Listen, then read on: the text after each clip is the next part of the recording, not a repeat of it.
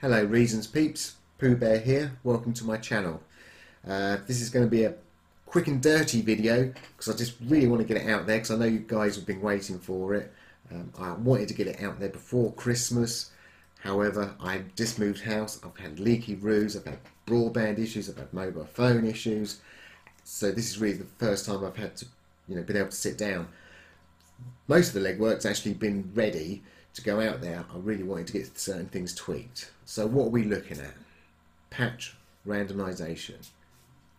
Something what I think a lot of people have wanted for a long time. I've had other programs where I've actually done patch randomization, but I've obviously written it into, like I had a VB script which done it for me, because with rack extensions the patches are just XML documents, so you can just edit them directly. One of the big issues though, as you can see, this script is very tiny, and this will actually knock out like 100 patches in about 5 seconds. But there's a lot of legwork which goes on in the background, working out minimum and maximum values per parameter, and you have to do that up front, create other files, read it in, and then you can knock yourself out 100 files. One thing about randomization is you're going to get a lot of misses to every semi-decent hit, and your real good hits with randomization, they come once in a blue moon. So don't expect, absolutely magic wonders. However, going forward, once you've seen how I've set this up, we should be able to tweak things so we get more hits than misses. But I do need your help for that. Why do I need your help? Well, with this release, I'm covering about 2,000 instruments. There's a few other little gotchas which I will go over. So there's a lot of back-end legwork. And going forward, I'm pretty sure you guys can be able to help out, and yeah, let's build ourselves a little community around this. So let's just jump straight in. Let's have a quick look at the setup, what I've got here to start with. I've got this Combinator and this EMI. This is purely just to drive my Nectar keyboard at the bottom, so you can see what's going on if I'm playing keys. Yes, I could use a webcam to do it, but I find programming and doing things a lot more fun, and I might actually do a bit of a video about how to get that set up. So let's first of all grab ourselves an instrument, and here we go, let's go. So here we go, we've got the Hydronixus. Love this. And as you can hear, we've got a very basic sine wave going on there. First thing I'm going to quickly do is I'm going to lock something. I'm just going to lock a controller to this. And let's try out our first random patch and see what we get. It's a big mystery.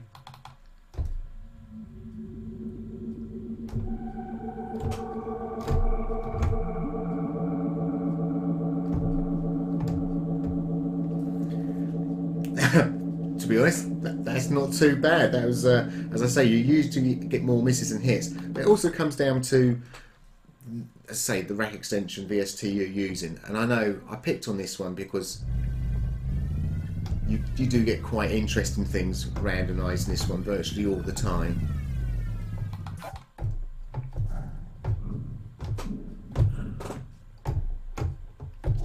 Of course, as soon as you come across something you really like, you just save it. And every now and then, like now, I'm playing and you're not going to hear anything. It could be all kinds of reasons. It could be like the envelopes, the way they're set up. Maybe you need a bit more sustain or something because it's just cutting it out. It could be the filters. So these are things to look at. Or you just basically just go straight on to your next patch.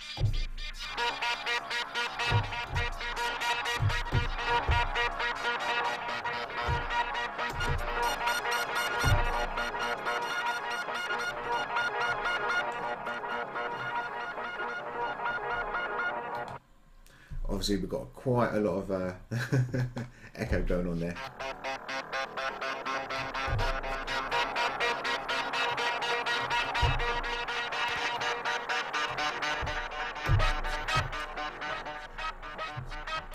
Let's just go for one more, shall we?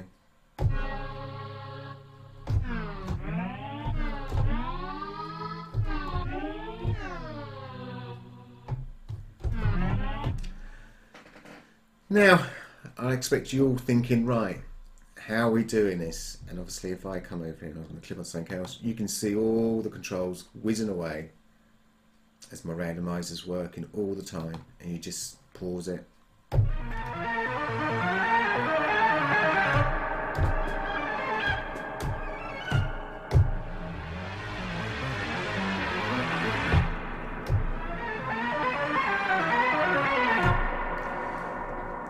Rather crazy, to be honest. I rather like that.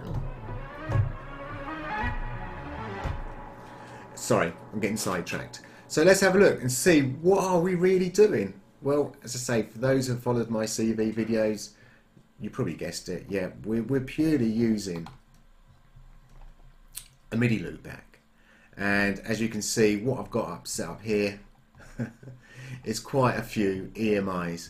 So obviously all these patches, what I'm going to here are all available in my Dropbox, and how to set it up is all available on the Dropbox as well. And basically what I'm using, I've got a pulsar which is obviously got a random waveform going. I'm basically, I've got a Thor in every single one, and all that's doing is just converting it. So it's taking it into unipolar, so it's coming from bipolar into unipolar. And then obviously I'm outputting that of the EMI on a particular MIDI loopback called Random. That hits my MIDI loopback. In fact, here is my MIDI loopback. Let's bring it in, the one I'm using. And you bring it back in, and you just basically set yourself up an instrument, and you point it where you want, sorry, a controller, and you point it to where you want.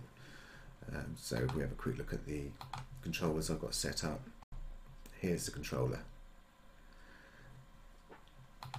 So to add that, once we've got it up and running, you pick other, and then under here, you set it up correctly, you'll have this MIDI random. And there's a MIDI random bank too as well, which isn't set up and running, but I'll go over why that's there. If you've never set up a MIDI loopback before, I recommend you to go and look at my CV video, Beginner's Guide to Setting Up MIDI Loopbacks. Don't shy away from them. They're very, very easy to set up, and once they're set up, they're very, very quick to use, and they can get you out of so much trouble, and you can have so much fun with them. I mean, just look at this with a bit of randomization. So, for you guys who do know about MIDI loopbacks, we just crack on. For those who don't, watch the video. So, as I say, we've got a MIDI loopback called Random. We've set ourselves up a controller, which is obviously pointing to the random port as well. If we go and have a quick look at this. Whoops.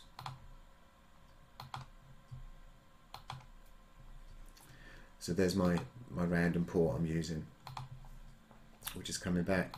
And then all I'm doing is, in this particular case, you don't have to lock it. I have locked my random device to this, mainly because I want my master keyboards are saying to point to here, just so I can get the keys at the bottom showing.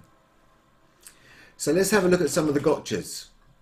Well, for starters, because I'm using EMI, we've only got 119 combinations. In fact, it's 118 because I need to go and update my mapping file and include CC00. So I've got a feeling I missed that off. So I started at 0001 up to 119. So I need to put 00 on there.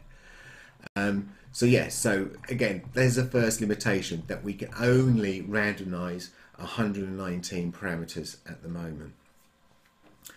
That random bank 2 you see will allow me to randomize another 119 parameters, and there's no reason why we couldn't have a bank 3, 4 and 5, and then obviously we need to set up the files correctly in the background. So let's have a look at some of the background files, what we've been talking about here. First of all, let's have a quick look at this codecs file, and this is where you see under preferences and you're setting it up and you're looking for this MIDI random, this is what this file is, and this is one of the files you're going to copy down onto your system. Not really much in there. It just basically takes the CC values, and it's all really sort of to do with MIDI stuff. This is more the important one, and this is the remote map file. So I know I've called this bank 1 here because I suddenly realised, yeah, we're going to hit on issues. But to be fair, I've had a quick look through of all my mapping files, and we still cover a couple of thousand instruments which don't have more than 119 parameters, which is quite handy, obviously. But then there are some other instruments which will be quite big, which go way off the scale. But you can see, like, all this first lot, then they're only got, that one's only got 14. So where you probably see there's 119, there's a good chance there's a lot more going on afterwards. And we can doctor these files, and we can do things maybe to bring the more frequent parameters into it. So let's have a look at the relationship between this file and really what we're looking at here. So in the case of the hydronixes, I have actually made a change already to my random patch. And this is really where I want you to come in handy. If you notice, I've actually turned off CC1. And the reason I've turned off CC1 is because CC1 is to do with the volume. And if we go and have a quick look at that file again, and let's have a quick search for, what's it called? It's called hydronixes. Here we go. You can see 01 is the volume. So things what we need to tweak, or things maybe to look at tweaking, are things like the volume, and I think even things like semitones, because they can really screw the sound. It's okay if you had fifths and sevenths and all the rest of it, but the fact it's going to be randomized, it can really kind of give you a quite screwy sound. So these would be things I'd actually probably say, okay, let's set these as default and we can turn them off. The other thing I want to touch on is we can also limit the range of what we might be changing. So in a case of, say, an envelope attack, we might not want to randomize it so it's going to be full on. So it means we're going to have to, on some devices, you hit a key, you're going to have to wait 30 seconds to even get a decent sound coming through. So things like that, which we can actually limit, and that's where I could do with your help. And it's not about coming into these files and change any of these files. You do it all within reason. As you can see, I've already limited that one, and the other two which I just said about were to do with the semitones. So here we got some, you can see we've got the semitones have come off. So if I just default them, and if you remember rightly in that file, it was 21 and there we go, and 23. If we come down here now, you've got the numbers which relate to that file. That's how I've set it up. I can just turn off 21 and 23. So now when I hit my randomize, you'll notice now the volume's not moving and these two semis won't be moving either. And I've just lost my MIDI thing because it's over here. And it's just a case of just unmuting it and off it goes. It's just going to send all the random signal through. And as you can see, we're not. But we've got quite a bit movement on the sense there. And it could be that, what have we stopped on?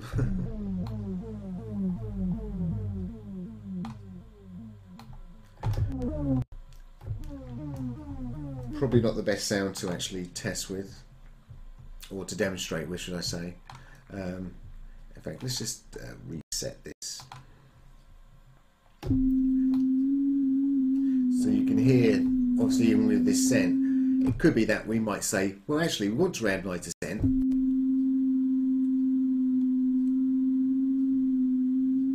But we only want to move it this much. So can we do that so we can change it? Yes, we can actually. So going back down to here, so we want 22 on, and we're going to have that up there, and we're going to have that down there. And then we're going to hit the random button. And you can see, there we go, we've limited it. It's not limited in the right place, so we need to obviously come back and we need to tweak this again. And I'd say more likely what we need to do there is actually trim it more. Now, one thing to bear in mind, and I'll go over that in a second, because I'm going to trim that down quite a bit. And let's have a look and see what we've got going on.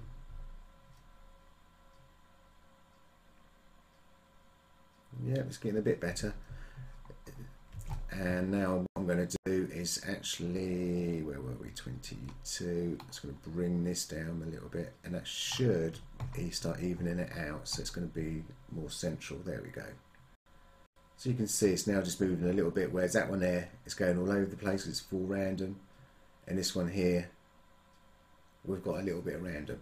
And we can do that with all our controls, you know, we can actually come through and, you know, tweak our controls. And then what we need to do here is just going to save that off as random hydronixis, and there we go. So, and that's where, you know, as I say, this is where you can come in handy to actually, you know, help do this to some of your favourite instruments. Now, just in case some of you are a little bit lost about that trim and all the rest of it, in here I've got myself a simple setup, which is I'm using the Aftermath as a randomizer, so that's going to be equivalent as my randomizer. I'm pumping it through my MIDI interface out on happens to be my reason test MIDI port. I'm bringing that back in, and I've got that assigned to this knob here. So actually, if I right click edit remote override, you can see my reason test CC0. That's what I'm using, my control CC0. So when I move this, you can see the rotary moves, and obviously all I'm doing then is I'm just sending out CV1 out and into the analyzer, just so you can see some figures going on here. So obviously at the bottom it's 0, and at the top it's going to be 127. And if this is now going to be my random knob, again from 0 to 127. Yeah. So if I now move this up to say 20 or something, doesn't really matter, exact 22, you'll see the figure here 22. It doesn't matter how, you know, I can't go now below 22. And the same would be for the trim knob. If I now take the trim knob and I bring it down, oh there we go, 100, I won't now be able to push this figure over 100. So that's how we can trim it. You can think of it as like a band pass filter there, you know, and that's what we're going to do. We're going to set the high and the low points to it. One thing to bear in mind though is if I now set this up to 20,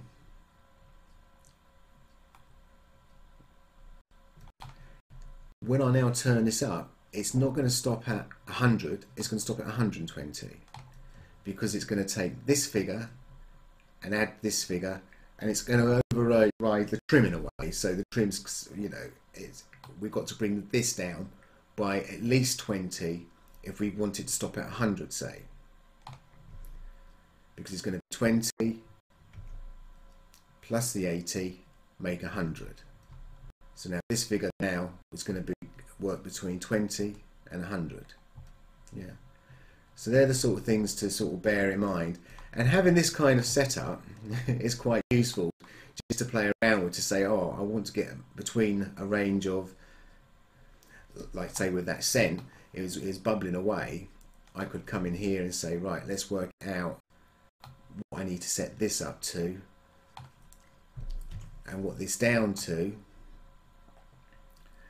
get that little bubble where it's just sort of going between a very tight range. Yeah, so that's now going between a tight range, and then, you know, so that's quite handy, and I can now come over here and just match what I've done. Hopefully I've covered quite a few things. As I say, there will be notes. I'll tell you what we'll have a quick look at. I said I was going to try and keep this short. So here's the Dropbox. So once you're up on Dropbox, you can have yourself a randomized patch you can pull down. If you've got a Dropbox account and you're going to create the patches and save them out, let me know your username and I'll give you access, and we can drop everything we want in instruments. It's actually empty at the moment, but that's something which I need to do. And we can drop everything in instruments. And there was something else I was going to talk about. I know there is. Oh yeah, I suppose what's actually inside the zip file. And that's the zip file. Oh, there it is.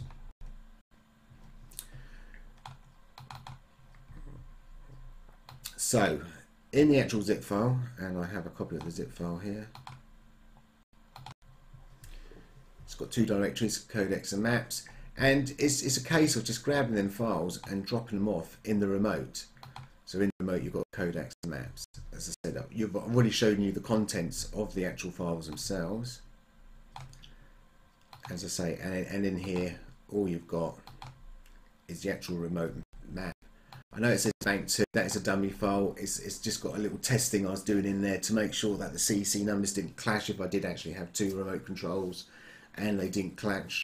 I need to test that for you, so hopefully we can then extend from 119 parameters we're randomizing to well over 200, and if we need to we can double that and go forth. And as I said, in the codecs it's just to do with the actual controllers. So once these are all set up, again, if you follow my beginner's guide, so I don't really want to go through it all here again, it is just a simple case of then just going in and just adding it. So under preferences, go in here, click on add, and just say other, and we've got it here. And then obviously what you need to do is make sure you do select your random MIDI loopback, what you've set up. It's going to have to be random because that's what I've called all of these. And obviously, as you can see there, I've got one called Random Bank 2. I would have loved to call this Random Bank 1. It meant I'd have to go through 119 odd EMIs and change it on there, and it's just getting a bit long tooth when you're setting these things up. So there we go, that's about it. That's randomization in a nutshell. As I said, sorry for the long random video, but I just wanted to get something out there to get you guys going. Any questions, obviously feel free to make a comment.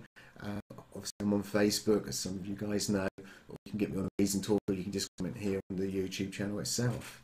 Okay, thanks for watching, and I hope you find this useful. Bye for now.